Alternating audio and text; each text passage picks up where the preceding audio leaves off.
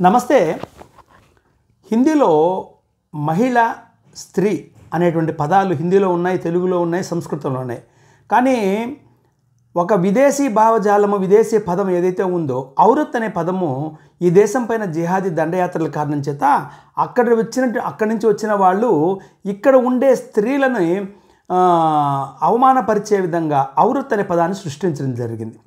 ఇది హిందీలో ఔరత్ అంటే ఇది సర్వసాధారణం అయిపోయింది. ఇప్పుడు ఔరత్ అనే వాడుతున్నారు.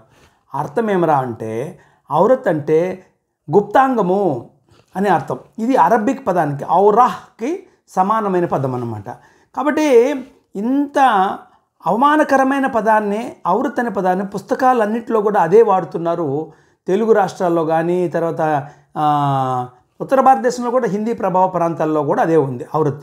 అందుకనే ఏదైతే ఈ హిందీలో ఈ ఔరత్ను తీసేసి మహిళ, స్త్రీ, యువతి, తరుణి ఇటువంటి పదాలని వాడాలని నేను కోరుతున్నాను. అదేవిధంగా ఎస్సీఆర్టీ వాళ్ళకి, తర్వాత ఎన్సీఆర్టీ వాళ్ళకి కూడా ఉత్తరాలు రాయడం జరిగింది. చాలా పదాలు మనకు స్పష్టమైనటువంటి, సుసంస్కృతమైనటువంటి దేశీయ భావజాలం ఉన్నటువంటి పదాలు ఎన్నో ఉంటే అరబిక్ నుంచి తీసుకోవడం కారణం ఏమంటే ఇది భావదారిద్ర్యము, ఇస్లామిక్ జిహాదీ తత్వం అనే విషయాలు మనకు తెలుస్తుంది.